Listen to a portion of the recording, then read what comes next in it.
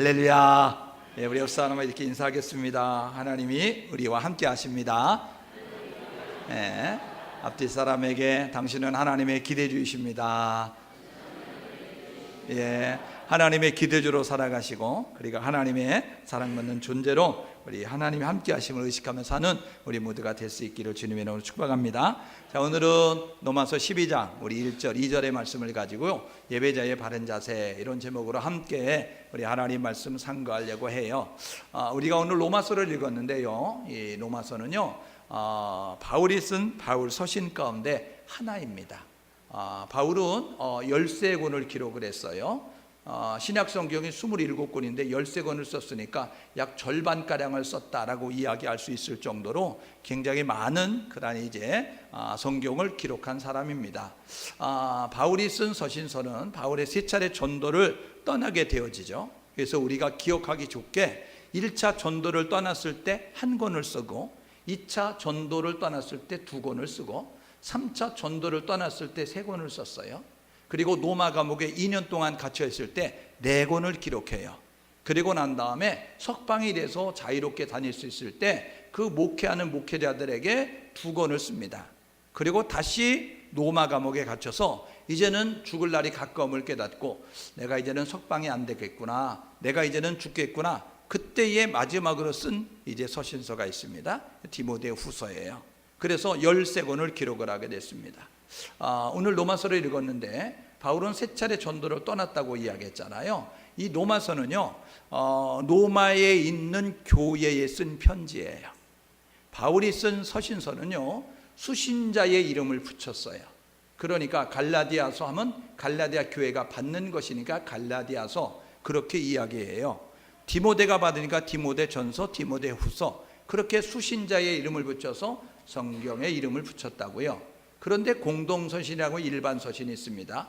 히브리서, 야고보서, 베드로 전후서, 요한 1, 2, 3서, 유다서. 이것은 수신자의 이름이 아니고 발신자의 이름이에요. 내가 누구에게 써서 보내는 그 이제 사람이기 때문에 쓴 사람의 이름을 붙여서, 히브리인이 썼기 때문에 히브리서, 야고보가 썼기 때문에 야고보서, 이제 요한이 썼기 때문에 요한 1, 2, 3서, 베드로가 썼으니 베드로 전서, 후서, 유다가 썼으니 유다서, 그렇게 이야기하는 거죠. 로마서는요 로마에 있는 교회에 쓴 서신서인데, 로마에 있는 교회의 구성원들은 어떤 사람이 있냐면 이방인들이 주류를 이루고 있었어요. 유대인이 아닌 선택받은, 하나님의 선택받은 택한 백성이라고 하는 유대인이 아닌 이방인들로 구성되어져 있는 사람들이 주류를 이루고 있었다고요. 그러니까 하나님에 대한 지식이 없어요. 성경에 대한 지식이 없어요. 연약한 모습을 가지고 있는 거예요. 기초가 부실하지요. 그렇게 된 성도들에게 이제 다시 한번 신앙의 교리와 함께 신앙을 가진 사람이 이렇게 살아야 된다라고 말씀하고 있는 것이 로마서다라고 말씀을 드릴 수가 있습니다. 바울이 세 차례 전도를 떠났다고 했는데 로마서는 세 번째 전도를 떠났을 때 기록한 거예요.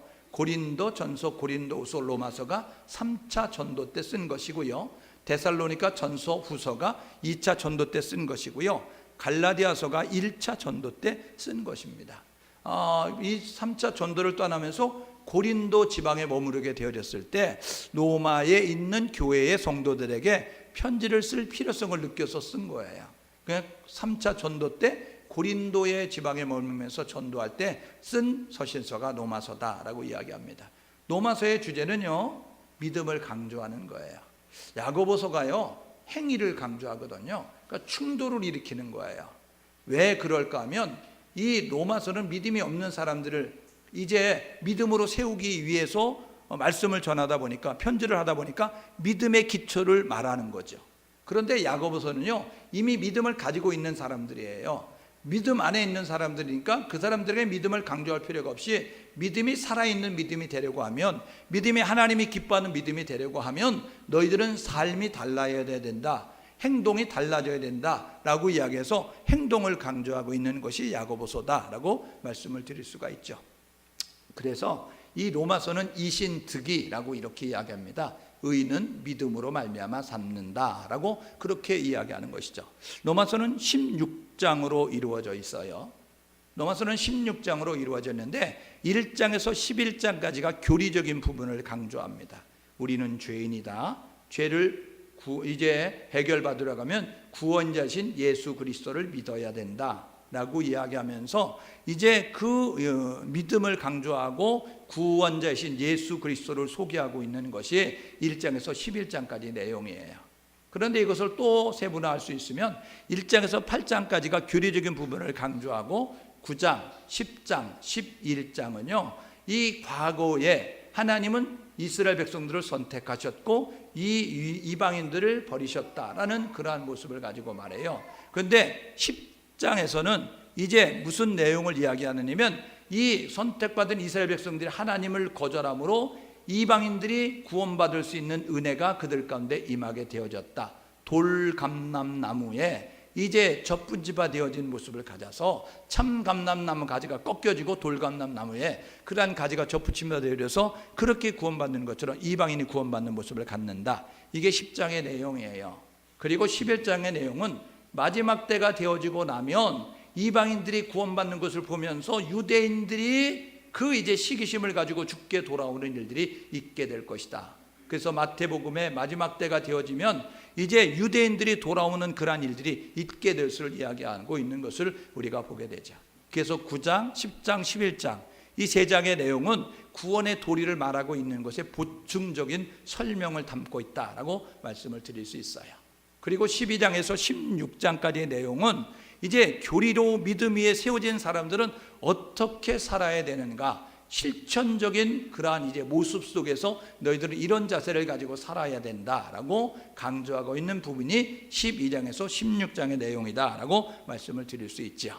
오늘 본문의 내용 제가 다시 한번 읽으면요. 그러므로 형제들아 내가 하나님의 모든 자비하심으로 너희를 권하노니 너희 몸을 하나님이 기뻐하시는 거룩한 산 제물로 드리라. 이는 너희가 드릴 영적 예배니라. 너희는 이 세대를 본받지 말고 오직 마음을 새롭게 함으로 변화를 받아 하나님의 선하시고 기뻐하시고 온전하신 뜻이 무엇인지 분별하도록 하라 라고 말씀하고 있습니다. 이 말씀은요 우리가 예배자라는 거예요. 우리가 하나님을 예배하는 예배자로 살아야 되는데 예배자의 삶의 자세는 어떠해야 될까? 오늘 한국교회 성도들이 세상 속에 지탄을 받고 있습니다. 왜 그렇습니까? 그것은요 딴 데 있지 않아요. 예배자인 우리가 예배자의 삶을 살지 못하기 때문에 그렇습니다. 교회는 다니는데 삶은 전혀 교회 다니는 사람답지 않은 삶의 방식을 가지고 살아가는 거예요. 생각하는 것이 그렇고 말하는 것이 그렇고 삶을 사는 것이 그렇다는 것입니다. 그래서 세상이 손가락질하고 세상이 비난을 하는 겁니다. 어저께 3.1절을 지냈어요. 3.1절 100주년입니다. 100년 전에 우리 대한민국이 일본에 이제 지배하에 있게 되어졌을 때 그때의 이 나라의 독립을 위하여서 33인이 이제 그 독립선언서에 서명을 합니다. 그때의 33인 가운데 16명이 기독교인이었어요. 그때 그 기독교가 이 한국에서 몇 퍼센트를 차지하면 1%였습니다. 100명 모이면 1명이 예수 믿는 사람이었어요. 지금은 얼마나 많은지 아세요? 지금은 20%라고 이야기합니다.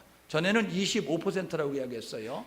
무슨 소리냐면 100명이 모이면 25명이 예수 믿었고 지금은 100명이 모이면 20명이 예수 믿는 거예요.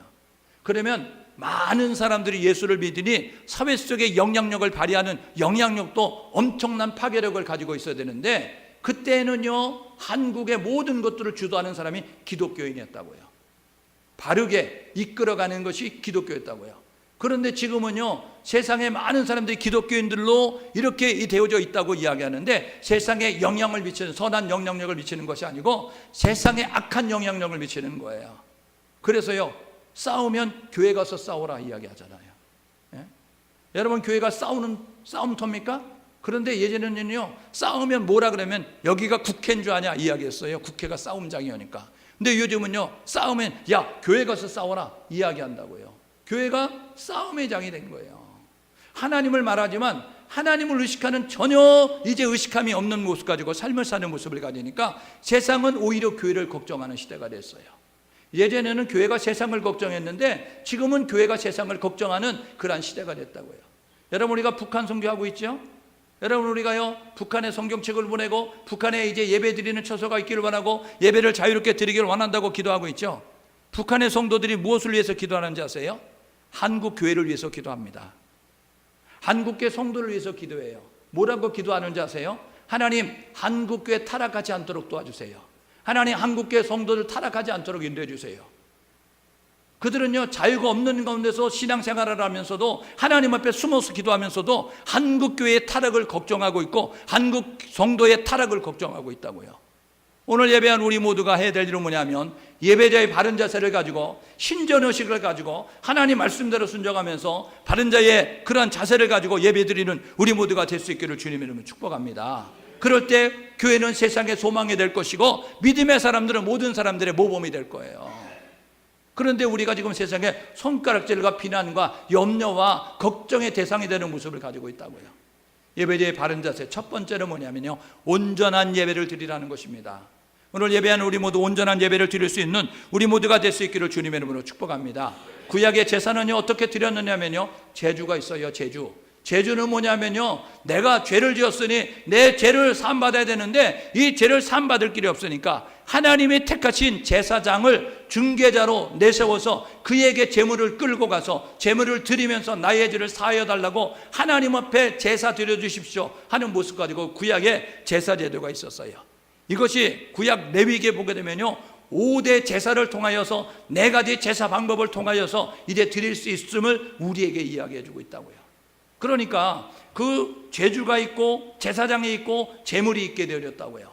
그래서 죄를 지은 사람은 이제 동물과 식물을 가지고 제사장에게 나오는 거예요.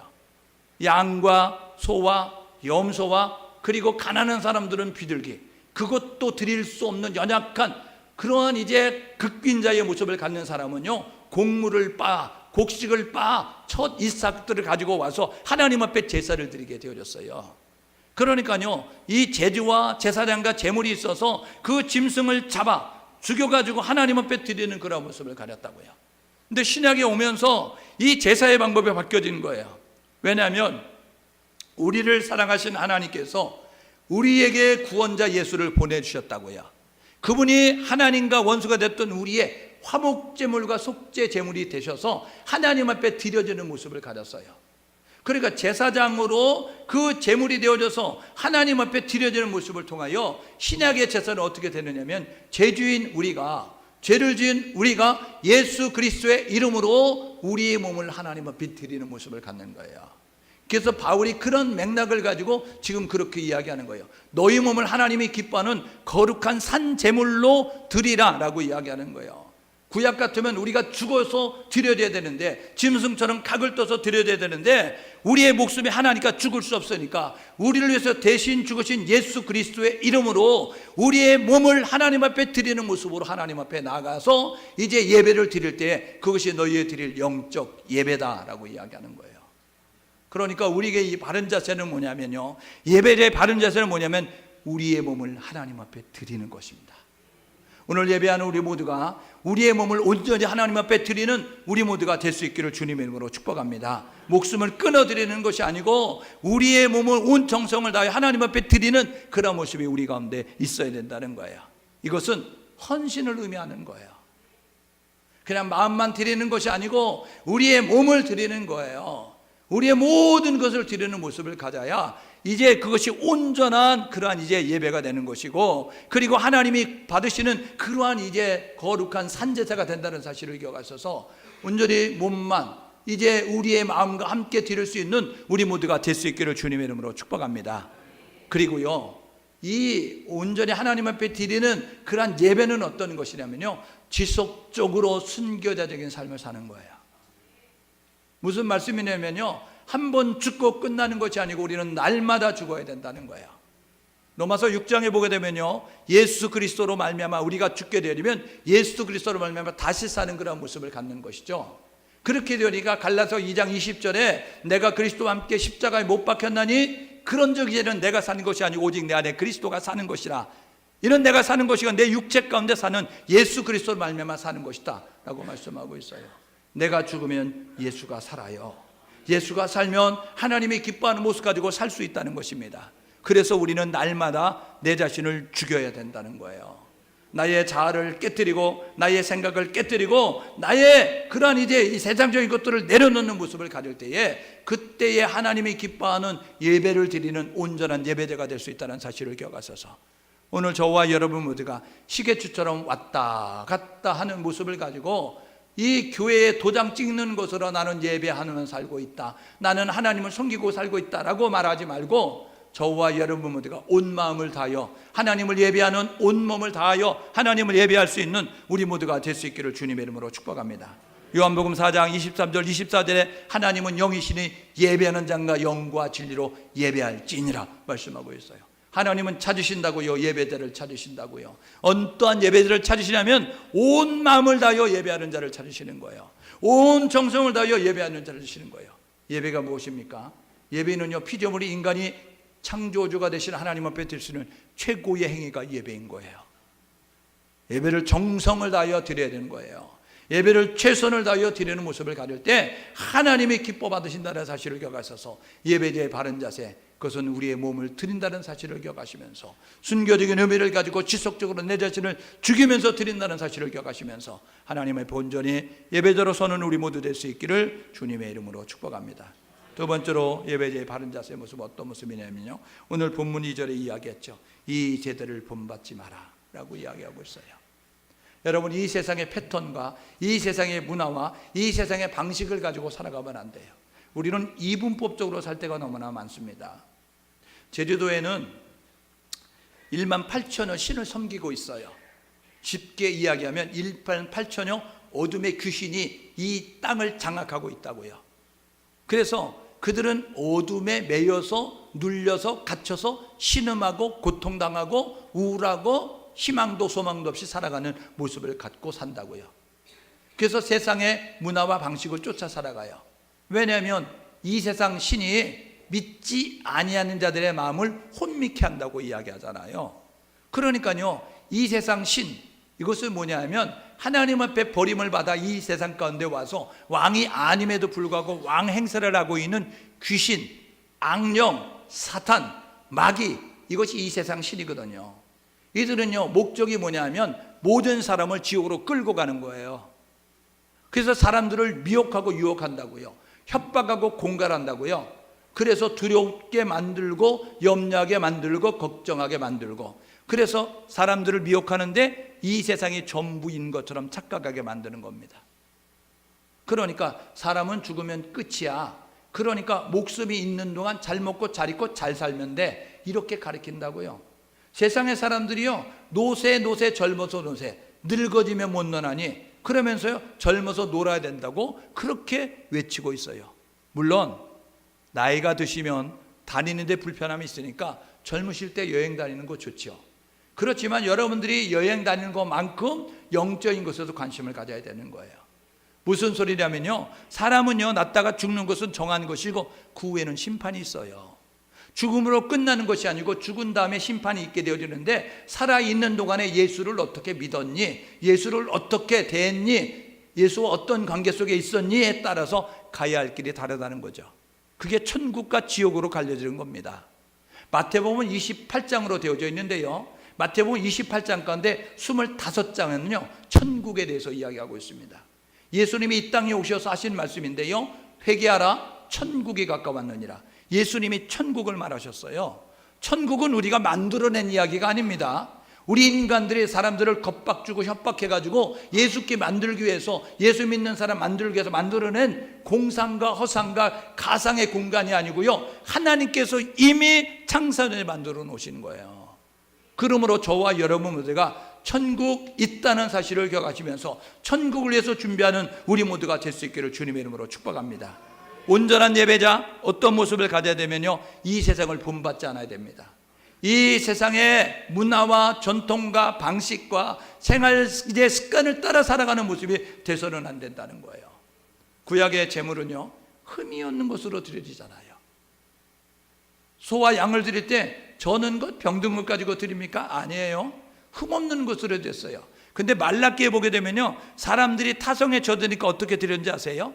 제물을 드릴 때에 집에 양을 키우고 소를 키우고 염소를 키우고 그랬는데 이제 제물을 드리게 되어질 때에 집에서 무엇을 가지고 와서 드렸냐면 눈먼 것, 병든 것, 저는 것, 흠이 있는 것 가지고 하나님 앞에 드렸어요. 왠지 아세요?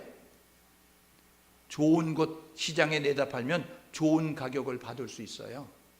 그래서 어차피 불타 없어질 건데, 어차피 잡아가지고 이제 죽어서 드려질 건데, 그러면 눈먼 거면 어떠고 병든 거면 어떠고 저는 거면 어떨까?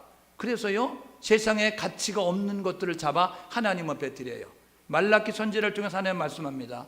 야, 너희들이 내게 드리는 그 소, 양, 염소 그거 가지고 너희들이 살고 있는 그 이제 지역에 최권위를 가지고 있는 권력자들에게 선물이라고 갖다 줘봐라. 그러면 기뻐하는지, 그러면 그들이 고맙다고 말하는지.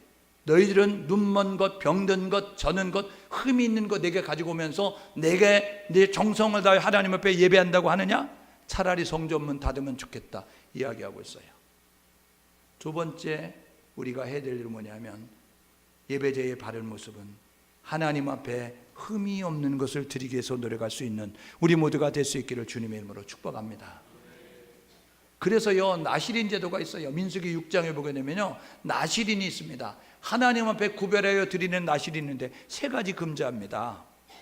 뭔지 아세요? 머리에 삭도를 대지 않아요. 왜요? 멀리서도 나시린임을 알 수 있는 거예요. 머리에 삭도를 대, 머리를 자르지 않으니까 멀리서도 보면 좋다고요. 그래서 저희들도 참 멀리서도 우리가 예수 믿는 사람이라는 걸 아는 것처럼 띠를 두르고 다니면 참 좋겠다 생각이 되어져요. 나는 크리스찬입니다. 앞에도 명찰을 달고 뒤에도 막 이렇게 달고 다니면 좀 바르게 살지 않을까 이런 생각이 들어요. 하긴 뭐 양심이 화인 맞으니까 그렇게 하고도 뭐 나쁜 짓도 할 수 있겠지만 그래 좀 덜하지 않을까 이런 생각이 든다고요. 머리를 자르지 않았어요. 두 번째는요, 포도주와 독주를 마시지 않았어요. 세 번째는요, 시체를 가까이 하지 않았어요. 만지지 않았어요. 왜요? 부정한 것을 가까이 하지 아니하고 거룩함을 유지하면서 하나님의 뜻에 온전히 합한 모습을 살기 위해서 나시린의 그런 자세를 잃지 않았다고요. 오늘 예배자인 우리가 해야 될 뭐냐면 구별된 모습을 가지고 살아야 된다는 사실입니다. 세상의 방식을 가지고 사는 것이 아니고, 세상의 문화를 따르는 것이 아니고, 세상의 그러한 이제 전통을 따르는 것이 아니고, 오늘 저와 여러분 모두가 해야 될 뭐냐면 내가 거룩하니 너희도 거룩하라. 하나님 말씀하셨음에 거룩을 유지하는 생각도 거룩하고 말도 거룩하고 삶도 거룩한 모습 가지고 살아가는 우리 모두가 될 수 있기를 주님의 이름으로 축복합니다. 세 번째로 예배자의 바른 자세는 어떤 모습이냐면요, 새로운 마음으로 변형하라는 거예요. 우리의 마음은요, 날마다 새롭게 개척하지 않으면, 새롭게 하기 위해서 노력하지 않으면 우리의 마음은 타락될 수밖에 없습니다. 마음은요, 타락하여 번질돼요. 보십시오. 하나님이 우리를 만드셨습니다. 창세기 1장 28절에 보니까요, 우리의 형상을 따라 사람을 만들자. 하나님께서 창조 사역을 하실 때 성부 하나님과 성자 예수님과 성령 하나님 삼위일체 하나님께서 함께 하셨어요. 그런데 삼위일체 하나님께서 우리를 만드실 때 우리의 형상을 따라 이렇게 만드셨거든요. 그러니까 우리가 창조될 때에 하나님의 형상으로 빚어졌다고요. 마음은 하나님의 형상이에요. 그런데요, 로마서 1장 28절에 보게 되면 26절에 뭐라고 이야기하면 하나님께서 그 마음을 상실한 대로 버려두사 이야기하고 있어요. 그 마음이 죄를 범함으로 말미암아 변질되어졌는데, 그런데 그 상실한 마음 그대로 버려두셨다라고 이야기합니다. 예레미야 선지자가 예레미야 10장 9절 10절에 이렇게 이야기합니다. 만물보다 심히 부패하고 거짓된 것이 사람의 마음이다. 만물보다 부패한 것, 만물보다 거짓된 것이 사람의 마음이다 라고 이야기하는 거예요. 타락한 죄인의 모습을 가지고 있는 사람들의 마음속에는요, 몽실몽실 피어오르는 것이 있는데, 그것은 뭐냐면 악한 생각이 계속해서 끊임없이 타오르는 거예요. 그렇기 때문에 갈라디아서 5장 20절에 그리스도 예수의 사람들은 육체를 십자가에 못 박고 정과 욕심도 십자가에 못 박는 일을 게을리하지 않잖아요. 우리가 해야 될 뭐냐면 날마다 우리의 마음을 새롭게 하기 위해서 노력하는 모습을 가져야 된다고요. 그런데 우리의 마음을 새롭게 하는 방법이 무엇입니까? 그것은 복음이에요. 예수 그리스도에 관한 소식을 들을 때 우리의 마음이 새로워질 수 있다는 사실입니다. 오늘 저와 여러분 모두가 해야 될 뭐냐면 마음을 새롭게 하고 소생시키는 복음을 들음으로 말미암아 우리의 마음을 날마다 새롭게 이제 유지할 수 있는 우리 모두가 될 수 있기를 주님의 이름으로 축복합니다. 에베소서 4장 22절 24절에 보게 되니까 뭐라고 하면 옛사람을 벗어버리고 새사람을 입으라 라고 이야기하게 되었는데 그 앞에 심령으로 새롭게 되어 라고 이야기하고 있어요. 우리의 마음을 새롭게 하시는 그것을 통해서 새사람을 입어라 라고 말씀하고 있습니다. 우리가 품어야 될 마음이 있습니다. 빌립보서 2장 5절인데 너희 안에 이 마음을 품으라 곧 그리스도 예수의 마음이니. 여러분 우리가 해야 될 뭐냐면 타락한 마음, 우리의 마음을 새롭게 변화해서 예수 그리스도의 마음으로 변화되어지고 예수 그리스도의 마음으로 우리가 채워졌을 때 우리는 온전한 예배자가 될 수 있고 하나님이 기뻐하는 예배를 드릴 수 있다는 사실을 기억하셔서 우리 모두 예수의 마음으로 충만할 수 있기를 주님의 이름으로 축복합니다. 그럴 때 우리는 예배자의 자세를 잃어버리지 않는 모습 가지고 살아가는 거죠. 네 번째, 예배자의 바른 모습은 어떤 자세입니까? 오늘 본문 2절 하반절에 있습니다. 하나님의 선하시고 하나님의 기뻐하시고 하나님의 온전하신 뜻이 무엇인지 분별하도록 하라라고요. 하나님의 뜻을 추구하며 살라는 거예요. 하나님의 뜻을 따라 살라는 거예요. 하나님의 뜻을 쫓아서 살아가라라고 말씀하고 있는 것입니다. 그러니까 예배자는 어떻게 살냐면 초점이 바뀐 거예요. 가치관이 바뀐 것이고 인생관이 바뀐 것입니다. 마태복음 6장 33절 예수님께서 이야기하죠. 이방인들이 구하는 것, 무엇을 먹을까, 무엇을 마실까, 무엇을 입을까. 믿음의 사람들에게 이야기하는 거예요. 야, 이방인들이 구하는 무엇을 먹을까, 무엇을 마실까, 무엇을 입을까, 그거 구하지 말고 너희는 먼저, 너희는 앞서, 너희는 우선적으로 그의 나라와 그의 의를 구하라. 그리하면 무엇을 먹을까, 무엇을 마실까, 무엇을 입을까 염려하는 모든 것들을 하나님께서 너희에게 더하시리라 말씀하고 있어요. 우리가 해야 될 뭐냐면 하나님의 뜻을 추구하고 하나님의 뜻을 쫓아 하나님의 뜻을 이루기 위해서 살아가는 우리 모두가 될 수 있기를 주님의 이름으로 축복합니다. 에베소서 5장 17절에 오직 주의 뜻이 무엇인지 이해하라. 하나님의 뜻이 무엇인지를 알아야 돼요.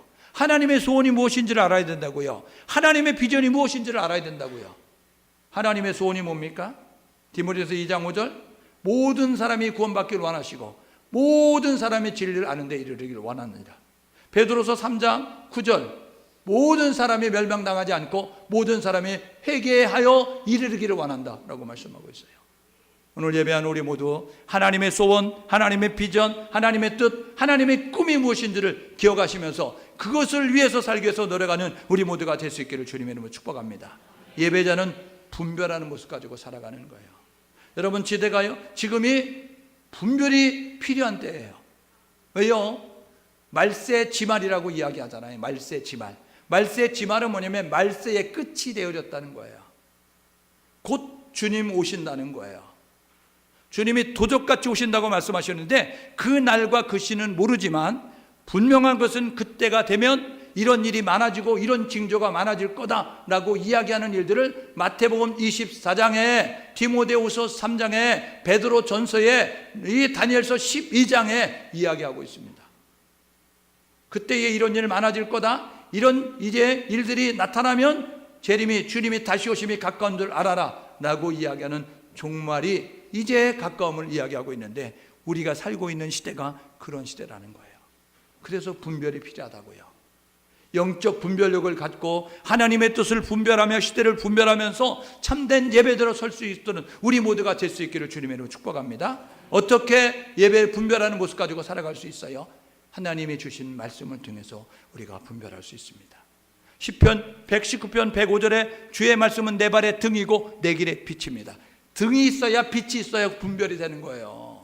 수렁이 있는지 함정이 있는지 여기 무슨 돌이 이제 있는지 여기 무슨 걸림돌이 있는지 분별할 수 있는 것은 하나님의 말씀을 들을 때, 하나님의 말씀을 읽을 때, 하나님의 말씀을 배울 때, 하나님의 말씀을 묵상할 때 저와 여러분들과 분별된다는 사실을 기억하셔서 하나님의 말씀을 가까이 하는 우리 모두가 될 수 있기를 주님의 이름으로 축복합니다.